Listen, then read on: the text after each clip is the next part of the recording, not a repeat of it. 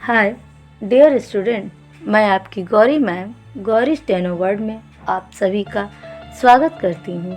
मैं इस प्लेटफॉर्म पर हिंदी इंग्लिश डिक्टेशन की स्पीड प्रैक्टिस क्रमवार तरीके से करा रही हूँ, जो आपके सभी स्टेनो एग्ज़ाम के लिए बहुत ही महत्वपूर्ण है। तो आइए अब डिक्टेशन स्टार्ट करते हैं। अनुपम एक्सरसाइज 17 स्टार्ट। अध्यक्ष महोदय, खेती में उन्नति न होने का कारण क्या है? उसका एक कारण यह है कि खेती से संबंधित जितने विभाग हैं उनमें आपस में मेलजोल नहीं है।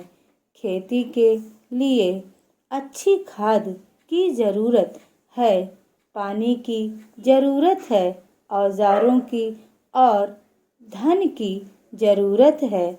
इस सारी चीज़ों के लिए अलग अलग विभाग हैं। मालूम ऐसा पड़ता है कि उनका आपस में कोई संबंध नहीं है। वे आपस में मिलकर कोई योजना नहीं बनाते जिससे खेती की ज़रूरतें पूरी होती।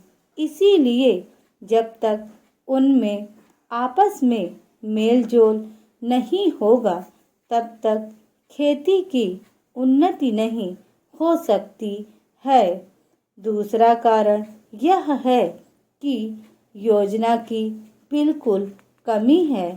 इसके अलावा कृषि कॉलेजों से निकले हुए जो ग्रेजुएट होते हैं, जो खेती की बातों को जानते हैं, उनमें से एक भी आदमी खेती करने के लिए तैयार नहीं है।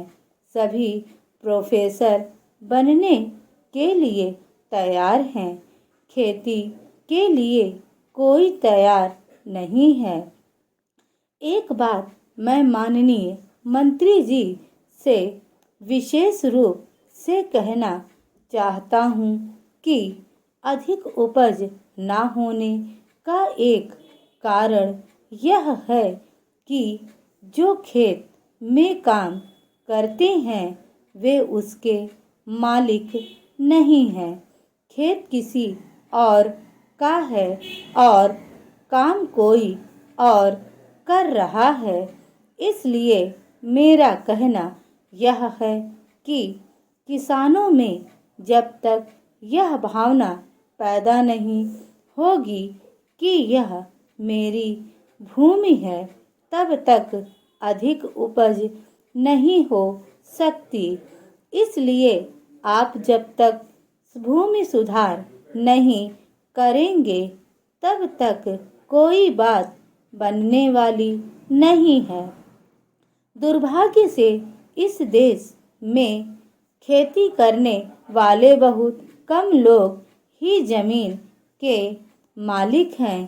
खेती की उन्नति के लिए यह आवश्यक है कि सरकार खाद बीज का उचित मूल्य निर्धारित करें। छोटे किसानों की लगान को कम किया जाए और उनकी उपज का उचित मूल्य दिया जाए तथा बिचौलियों से उनको बचाया जाए।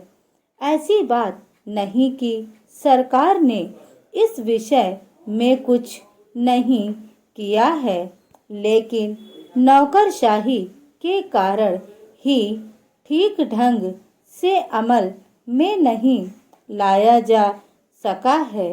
इस प्रकार के आरोप नौकरशाही पर अक्सर लगाए जाते रहे हैं। अतः हमारे माननीय प्रधानमंत्री जी ने नौकरशाहों को इन आरोपों से छुटकारा दिलाने के लिए सरकारी योजनाओं को स्वयंसेवी संस्थाओं के माध्यम से क्रियान्वयन करने का जो प्रस्ताव किया है वह स्वागत योग्य है। स्टॉप।